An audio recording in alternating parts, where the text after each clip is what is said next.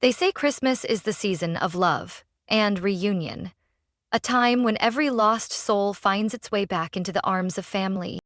I believed that for all 35 years of my life, believed it so deeply that I traded away my peace just to keep a home from falling apart. But I forgot something crucial. When you're the only one holding everything together, one day you'll be the first to get pushed out. My name is Eliza Bennett. I'm the head of data analytics at a tech firm in Minneapolis. Single. I own a 2-story house in the suburbs with a basement wide enough to become either a home theater or a yoga studio. I used to think that if I stayed kind, took on more than my share, and handled all the planning, my family would treasure me the way I loved them. Reality was far from that. My younger sister, Haley, 6 years my junior, used to be the little shadow trailing me across the backyard.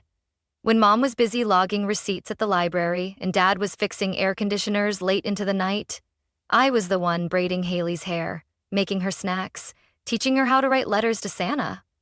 Whenever she cried, I heard it first. Every time she fell, my hand was already reaching out, and I kept doing that until Haley married a lazy man named Derek, a part-time content creator who mostly played video games and posted about life philosophy online. After their low-key spring wedding last year, I got a call close to midnight. "Hey, could we maybe stay with you for a while? We just lost our rental, and you know how crazy expensive everything is right now." I didn't ask questions, didn't hesitate, no conditions. I just said, "There's a room, come over." I cleaned the guest room, turned the basement, my personal dream space, into their bedroom. I charged them $500 a month, less than half the market rate, and even paid all the utility bills myself. Not for credit. I did it because I thought that's what good families did for each other. Haley hugged me the day they moved in, smiling like a child unwrapping their first Christmas gift. "You're an actual angel, Eliza. I swear we'll only stay a few months, just a few months, then we'll be out." 10 months later, they were still there, but the thank yous had faded, replaced by casual entitlement. I worked from 8 a.m. to 6 p.m., only to come home to a messy kitchen, my best espresso machine jammed from someone dumping in chocolate powder, and the basement heater running all day, even when no one was home. I once gently told Derek, "Could you maybe ask before using the high-powered blender? It's expensive and kind of fragile." Derek shrugged, eyes still on his phone. "Geez, Eliza, chill. A house is supposed to feel like home, right?" That line, from someone who wasn't contributing a dime beyond cheap rent, left me speechless. Still, I didn't snap. I kept washing dishes, making grocery lists, covering the repair bill for the washing machine they broke by throwing sneakers in with wool coats. I kept telling myself, it's family, a little sacrifice is no big deal. Then November rolled around, and, like every year, I started preparing for our traditional Christmas break. I wanted to do something truly special this time. After a long, draining year, I thought a snowy getaway would bring everyone closer. I booked a wooden cabin near Lake Superior, real fireplace, cozy rooms, a stunning view of the frozen lake. I paid the deposit. I bought gifts, drafted a holiday dinner menu, curated a festive playlist. I even ordered matching Christmas sweaters for Haley and Derek. Hand-knitted ones with vintage reindeer patterns they'd adored last year. I pictured us gathered by the fireplace, hot cocoa in hand, Haley leaning on my shoulder, saying, "Thanks for keeping this tradition alive." Dad chuckling softly, Mom nodding in contentment. That was my vision. What I didn't know was that, while I was typing up the itinerary, they were planning something else. Something that didn't include me. What I didn't realize was that some cracks in a family don't form from distance, but from the ease with which people grow comfortable letting you carry everything alone. On a bitterly cold Wednesday night in Minnesota, I came home early. My project meeting had been canceled, the kitchen lights were still on.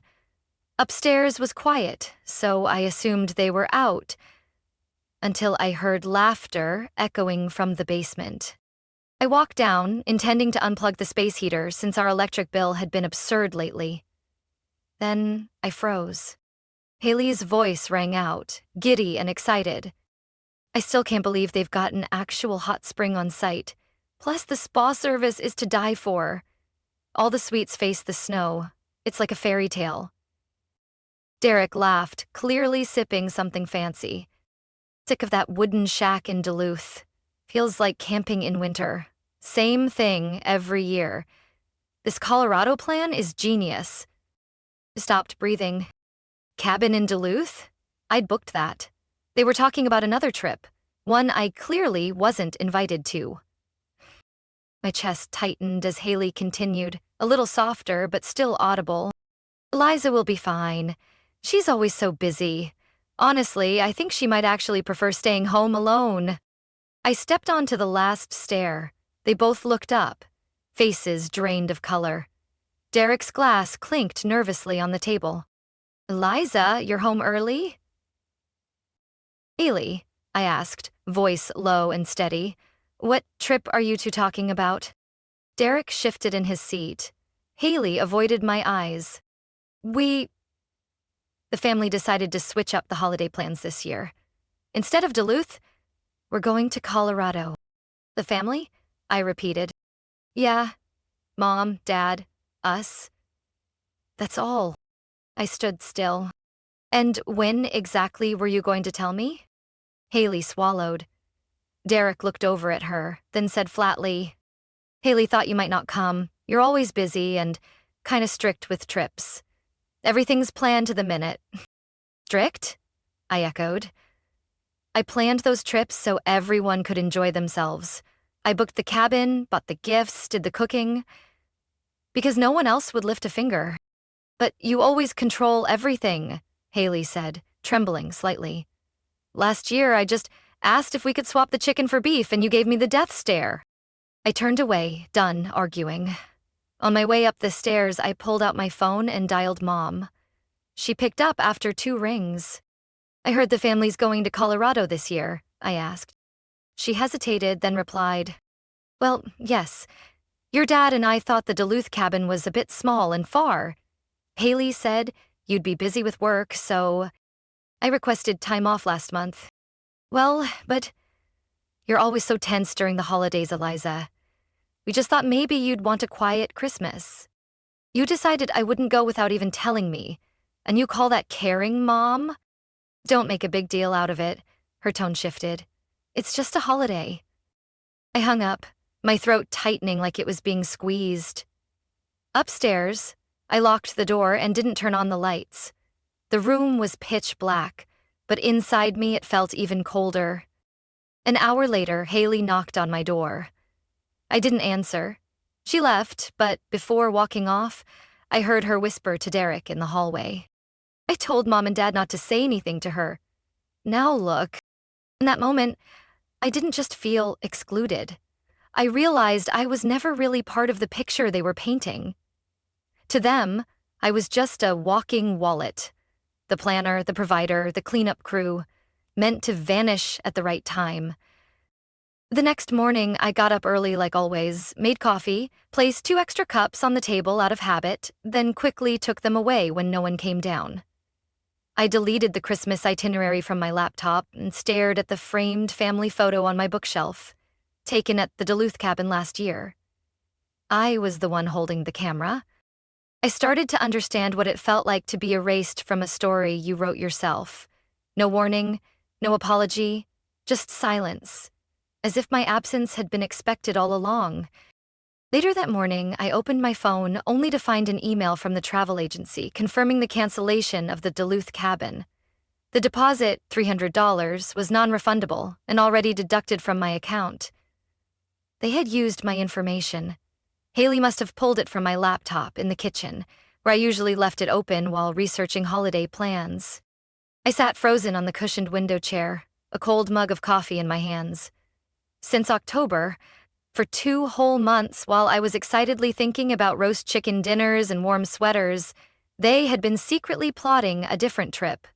One that didn't include me. I hadn't just been left behind. I'd been used. That afternoon, I knocked on Haley's door. She was on her phone, AirPods in, feet up on the bed, her face lit by the glow of the screen. "Haley, you got a minute?" I asked, keeping my voice even like I was leading a work meeting. "Yeah? What's up?" She took out one earbud, giving me a look like I'd interrupted her precious break. "I just got an email from the travel agency. The Duluth cabin's been canceled." Haley didn't blink. "Yeah, because Mom booked a new place. We thought—" "You thought I should be cut out of the plan since October." I cut her off, not breaking eye contact. "That's not what happened." She looked uneasy, then down at her lap. "I just thought you were always so stressed. Every year it's your way or nothing." "Stressed because of who? Because you changed the menu last minute, Derek forgets his coat so I have to turn back in a snowstorm, or because I'm the only one cooking 3 days straight?" Haley said nothing. I lowered my voice. "If I'm a burden, just say so. But don't pretend excluding me was for my own good." No apology, just a sigh and a downward glance like I was the one being dramatic. "I can still join, right?" I asked, giving her a chance. "I don't need the cabin or a private ride. I can book a separate place nearby." Haley looked at me for a moment. "The resort's full. Booked out since last month." "Last month? So Mom knew too?" "Yeah. I sent them pictures of the place in mid-October. Everyone agreed." I stood still, in a silence that felt like time itself had frozen. They had enough time to send photos, book rooms, compare rates, but not a single text for me. Haley added, "You should really use this Christmas to rest." I didn't mean anything bad. I nodded and turned away, gripping the stair railing as I walked back to my room. Every step felt like it carried the weight of being erased from a tradition I built with my own hands. I didn't cry. I didn't even shake. There was just an emptiness swelling behind my ribs, so hollow it didn't even hurt anymore. That night I made a guest list for something brand new, a holiday without family. Later that evening, I called my mom. She picked up quickly, her voice soft like she was pouring tea. "I know everything," I began. "About Colorado. About how the whole family made a decision without me." She paused for a moment. "I was gonna call you. I thought you were busy. I took leave in September." "Well, you always complain about being tired. Haley said it'd be better to let you rest, and I thought it made sense. Made sense to hide it from me for 2 months and delete me from the invite list?" "Eliza, don't be so sensitive. It's just a trip. Everyone needs a little change of scenery." "Change of scenery means no me." I let out a cold laugh. "At least admit I'm not welcome." "Eliza, it's fine. Go to Colorado. I'll stay." Quiet, just like you and Haley wanted. I hung up before she could say another word. Then and there, I deleted the family photo from my phone screen, the one where they were hugging in the snow and I was behind the camera. Downstairs, Derek was blasting music. Let It Snow echoed through the living room, every word hitting me like a slap. I unplugged the speaker and walked straight out to the backyard, staring up at a sky blanketed with gray clouds. The scent of pine wood from an old pile of firewood lingered in the air. I pulled out my phone and texted my best friend. "Cassandra, you free this Christmas? I need a reason to leave this place." The typing dots appeared almost instantly. "I know a quiet cabin near 2 harbors, just us, wine, Netflix, and 0 fake people." I stared at the message, and a bit of peace returned. They could take the tradition away from me, but they couldn't stop me from creating something new. A Christmas without lies. That Saturday, I left the office earlier than planned. The project had just wrapped up and my brain was fried. All I wanted was to stretch out on the couch, under a blanket, watching old movies on the big screen downstairs. Snow had started falling around noon, covering the city in a soft white coat, making me want to hide from everything loud and demanding. As soon as I pulled into the garage, I sensed something was off. The downstairs lights were on, even though I clearly remembered turning them off. 3 unfamiliar cars were parked out front. One of them a glaring red Jeep I'd seen in photos with Derek's friends. The front door was ajar. Music and laughter spilled out. I stood frozen on the porch for a few seconds. When I pushed open the door, the artificial fireplace's warmth did nothing to melt the chill in my chest. My living room, the one I'd spent all spring painting and decorating, was covered in gold balloons, a Colorado countdown banner draped across the mantel, and cookie boxes scattered across my custom wood table. EDM pulsed from my Bluetooth speaker. The smells of grilled meat, wine, and perfume clashed in the air like a rented bar party. I gripped the back of a chair to steady myself. My mom was standing near the Christmas tree I hadn't even had time to decorate yet, holding a glass of wine and chatting with relatives I hadn't seen in over a year. My dad sat in the corner, nodding along to the music, like he didn't notice his daughter had just walked in. Haley laughed loudly in the center of the room, wearing the Christmas sweater I gave her last year. And Derek, he was at the kitchen counter, pouring from my 2012 Cabernet I kept locked up. Haley saw me first. She froze for half a second, then forced a smile. "Eliza, you're back," I asked, voice low but firm. "What's going on here?" Derek grinned and raised his glass. "Send-off party for the Colorado trip. Just 10 days till takeoff. Everyone's pumped." I looked around the room. No one would meet my eyes. In my house? No ask? No heads up? My mom approached, placing a hand on my shoulder like I was about to explode. "Sweetheart, it's just a small gathering. I thought you'd be home later. We were going to clean up before you got back." It shrugged her hand off. Did it not occur to anyone to ask? This is my house. "I thought you wouldn't mind," Haley cut in, setting her glass down. "Didn't you say you wanted peace and quiet?" I looked at Derek. "You're drinking the vintage wine I saved for a celebration." "Well, this is a celebration," he shrugged. "Loosen up, Eliza. Not everything has to go by your schedule." His words landed like a knife to an already open wound. I turned and headed for my downstairs office, intending to shut off the central speaker system. But when I opened the door, I froze. There, on my desk, was my personal laptop. Already open, browser showing images of Colorado resorts. Derek was pointing at the screen, saying something to my uncle, holding a glass of red wine that dripped onto the cream carpet I had just had cleaned last week. I nearly shouted, "Get out of that room, right now." Derek looked up, lazily. "Relax, Eliza. I'm just showing Uncle Mark the guest suites. It's not a big deal." I walked in and yanked the power cord. "No one is allowed in this room. And you just spilled wine on my carpet. It's a small spot. It'll wipe off. Don't overreact." Haley rushed in. "You're being impulsive. People just want to have fun. This is a farewell party, not your personal ownership exhibit. Don't call it a farewell when I'm the one being left out." I looked her dead in the eyes, my words like ice. "You planned a Colorado trip? Without me? In my house, using my things? My wine? My laptop? And now you're calling me selfish for being angry?" No one said a word. Derek sipped his wine, glancing around. "You always have to be the center, huh? The smallest bump, and suddenly you're the victim. Get out." My voice was calm, steel solid. No need to yell. My mom stepped forward to soothe things. "Let's not make this worse.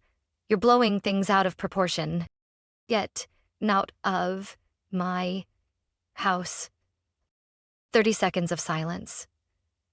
Then one by one, in pairs, they picked up coats and bags and slipped out like they were fleeing a fire. No goodbyes, no glances back. Just Haley at the door, turning once. "You just ruined Christmas for everyone. Hope you're proud." I shut the door without replying. Behind me, the house reeked of wine and the carpet groaned under my feet. On the table, the Color Countdown banner had drooped on one side, the CO twisting into a crumpled, wrinkled ribbon. I stayed up all night, not because I was angry, but because, for the first time, I saw the whole picture clearly. For nearly a year, Haley and Derek had lived in my house, enjoying every comfort I built, and quietly wrote me out of the family like I was an outdated piece of furniture. And no one, not a single one, stood up for me. At 6 a.m., I texted Jess, my best friend from college, now a paralegal at a law firm in Uptown. Just one sentence. I need legal advice, urgent, about housing and tenant rights in Minnesota. 15 minutes later, Jess called. Eliza, I'm all ears. Tell me everything from the start. I talked for 20 minutes. No sugarcoating, no softening. She wasn't surprised. They're taking advantage of you. Do you have a written lease agreement? No, just a verbal one. I only charged $500 a month, sent via Venmo. Then they're considered month-to-month tenants. In Minnesota, you have the legal right to end that agreement with a written 30-day notice. No reason needed. Can I change the locks? Not while they're in the house. But if they're out for the day, you can. As long as, 1, you don't throw out their stuff. 2, you leave a proper notice. And 3, you give them a way to reclaim their belongings. That's all legal. Jess sent me a termination notice template, fully compliant with state law. Each line felt like clearing fog from my mind. I printed 3 copies, signed them, dated them. Effective January 15th. Illy and Derek left the house around 9 a.m. for pre-trip shopping, according to the note they left on the kitchen counter. I waited 30 minutes after their car pulled out of the driveway. Then I called Carl, the locksmith who had replaced my door hinges 3 years ago. He arrived within 40 minutes. While he removed the old lock, I peeled packing tape off a large moving box and began to pack. I chose exactly 3 sets of winter clothes for each of them: boots, coats, personal care kits, phone chargers, prescription meds, backup wallets. Everything else I left untouched in their rooms, locked the doors. Every item I packed was photographed, numbered, and logged in detail. I labeled the box with a clear warning: do not leave outdoors for more than 12 hours. My neighbor, Mr. Jerome, agreed to watch the porch in case they showed up while I wasn't home. He also witnessed me sealing the box and took time-stamped photos as backup. I taped a notice across the box's front, clear handwriting. Notice of termination of residency. Under Minnesota state law, the termination of this arrangement becomes effective 30 days after the date on this notice. Please arrange to collect the remaining property before January 15th. Do not return to the premises without permission. Any violation will be reported to the police and handled in accordance with the law. I posted a second copy on the front door. Right after, I changed the passcode on the central security system and reset the emergency override. Every device in the home office was moved to my upstairs bedroom and locked with biometric access. I took screenshots of all the new security settings and sent a copy to Jess for safekeeping. I skipped lunch. My stomach had no room for food, but my mind was clear. Around 3 p.m., Haley's car returned. From the second-story window, I saw her freeze at the porch, staring at the box and the notice. Derek stepped out next, read it, and slammed his hand on the car roof, shouting, "She locked us out. This is insane." I turned off the upstairs lights, stayed still, no opening doors, no arguments. They called my name. No answer, then called my phone. I declined. Eventually, Derek kicked the front step, grabbed the box, and sped off. I stayed silent in the dark, gripping the railing. For the first time since all this began, I felt no fear. That night, I texted Jess. It's done. They got their things. No one was harmed, no damage to the house, and I kept my dignity intact. Jess replied with a fist emoji and one sentence: "Freedom starts with boundaries. Proud of you." I didn't respond, just poured a cup of chamomile tea, sat in the rocking chair by the window, watched snow blanket the rooftops, and thought quietly. Sometimes, to protect peace, you have to be the villain in someone else's story. My phone buzzed non-stop the next morning. 13 missed calls, 6 voicemails, most from my mother. One text from Dad: "Call your mom." I played the voicemail while sipping my second cup of tea in the kitchen. No breakfast yet. Her voice was calm as usual, but laced with passive blame. Eliza, I can't believe you did this. Haley is in tears at our house. The whole family is in shock. You're throwing your pregnant sister out right before Christmas. This is cruel. I didn't raise you to be this person. The sound of ceramic hitting stone. I set the cup down on the counter, staring out the window as snow melted into thin lines along the wooden awning. Next voicemail. From Dad. No scolding, just 2 sentences. Your mom's really worried. You should call. Haley's still your sister. I didn't reply. Talking to them now would be like willingly walking into a hall of distorted mirrors. By noon, Derek called. I hit record. His voice wasn't like yesterday's. Now fast, aggressive. You think this is okay? Locking us out, dumping our stuff outside like we're trash? You just opened the door to a lawsuit. I didn't respond. Like Jess had warned, silence is your protection. Less than 2 hours later, another message. This time his tone was quieter, controlled. We don't want to escalate this, but you need to know. Haley's pregnant. 8 weeks along. You just kicked a pregnant woman out of her home. I leaned against the fridge, head buzzing. That news, if real, why had no one mentioned it before? Why hadn't they brought it up during any of the arguments? I couldn't stop myself from sending my first and only reply of the day. If that's true, then congratulations. But it doesn't change the fact that I no longer owe anyone a roof over their head.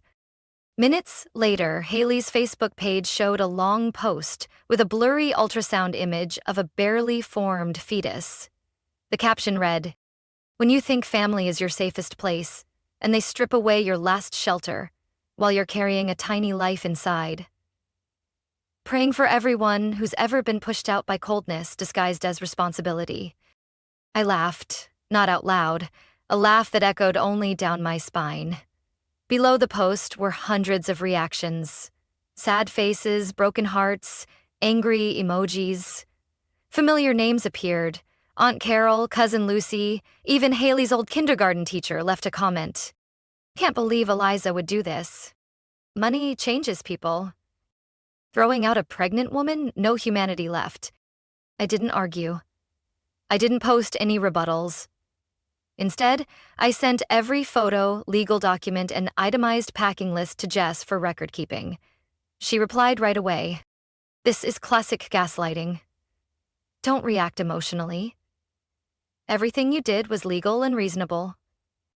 That afternoon, I got an email from Derek's attorney, a short letter packed with heavy words like unlawful eviction, pregnancy discrimination, and severe emotional distress.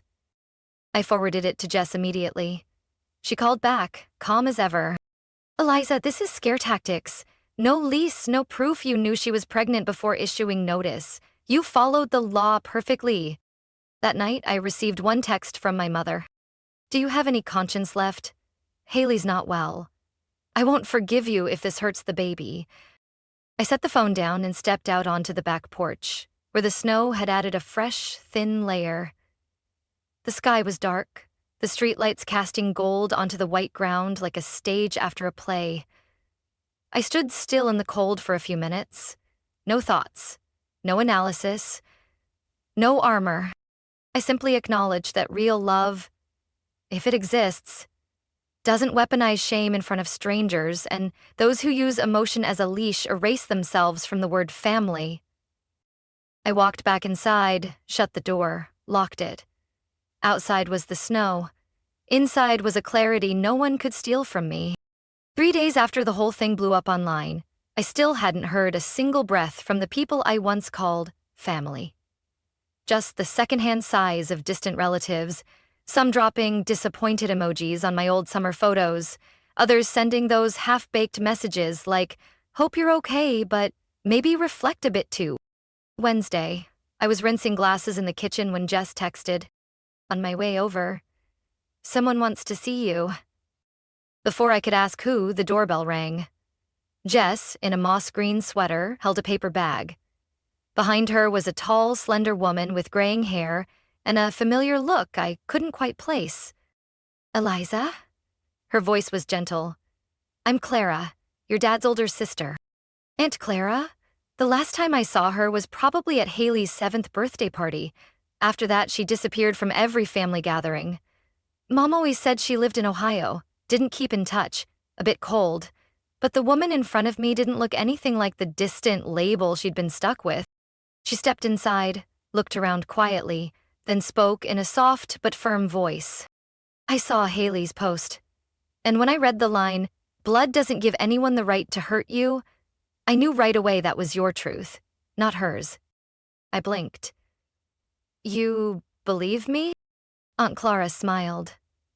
"I've spent half my life with Eleanor. Believe it or not, I was once the girl pushed aside by her own sister.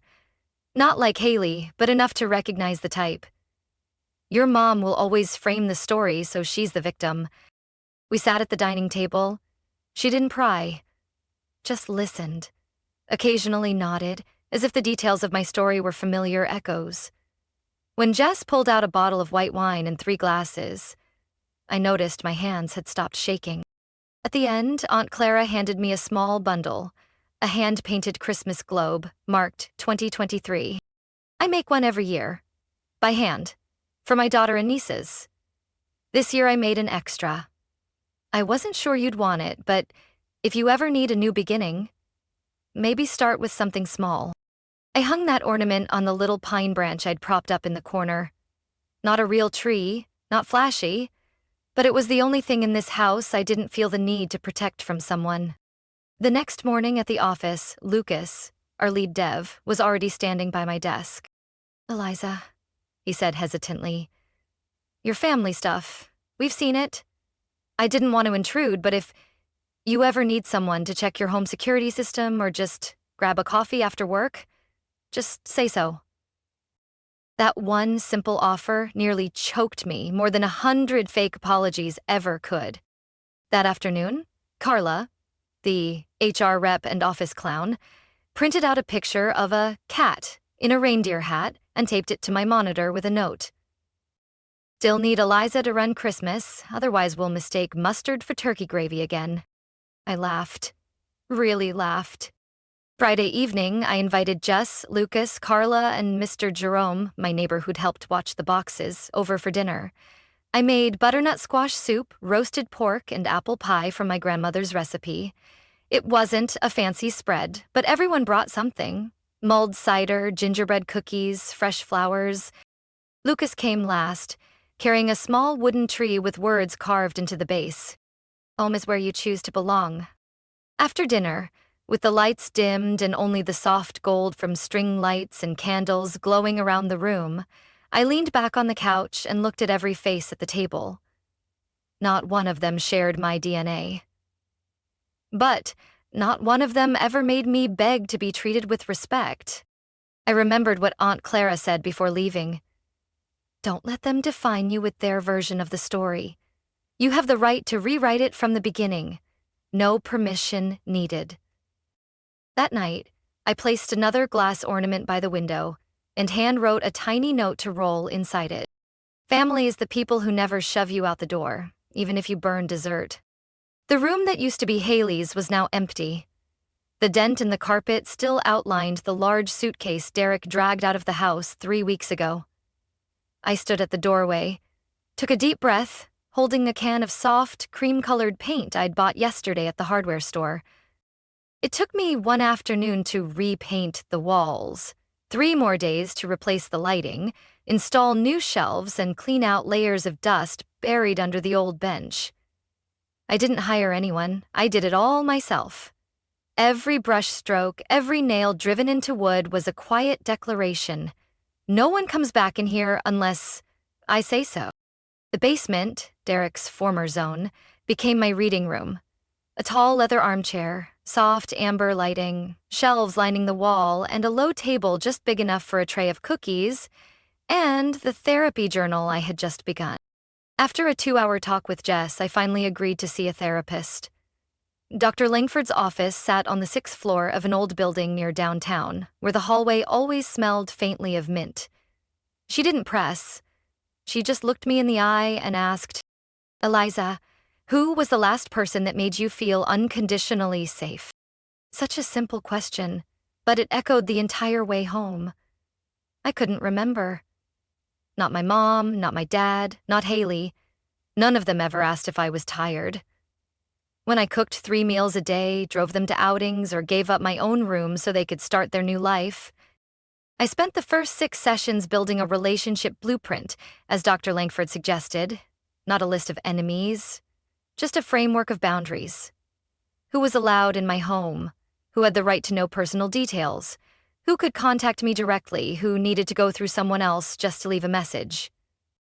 I scratched my mother's name off the emergency access list, got a new private phone number, only kept in touch with my dad, who sometimes sent short texts like, "Finish the book you gave me. Really good." As for Haley, I let her live in the stories she wove for herself. Every call went straight to voicemail. Every email was archived unread. I didn't need an apology just to feel better. I needed accountability. Something that still hasn't come. When the snow melted at the end of March, I planned a backyard gathering. Not for a birthday, not for any holiday, just because I wanted to celebrate, not needing anyone's permission to feel peace in my own home. I sent out handmade paper invitations, lavender trimmed, to 8 people: Jess, Lucas, Carla, Mr. Jerome, Aunt Clara, a coworker named Brian, and the 2 sisters who run the bookstore near my office. Each one called to confirm, their voices bright with warmth. That morning, I set chairs outside, strung little lights between the maple trees, laid burlap cloth on the table, and arranged trays of fresh fruit, almond pastries, and chilled apple cider.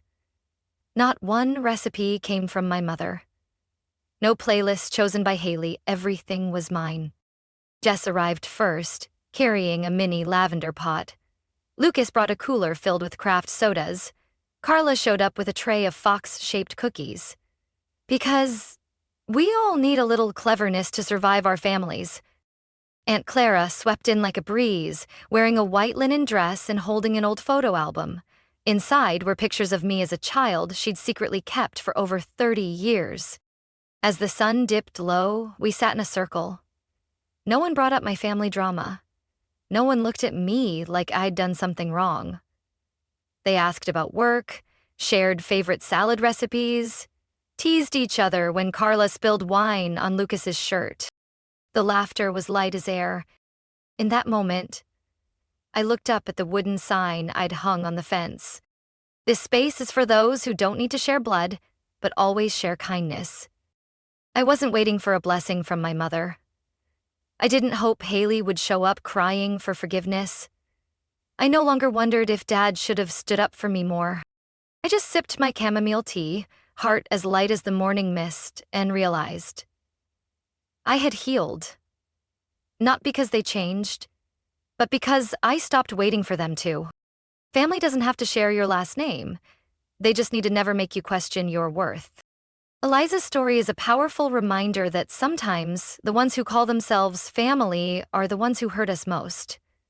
After being used, manipulated, and cast aside by her sister and parents, Eliza bravely set boundaries and stepped out of the toxic cycle to reclaim her peace.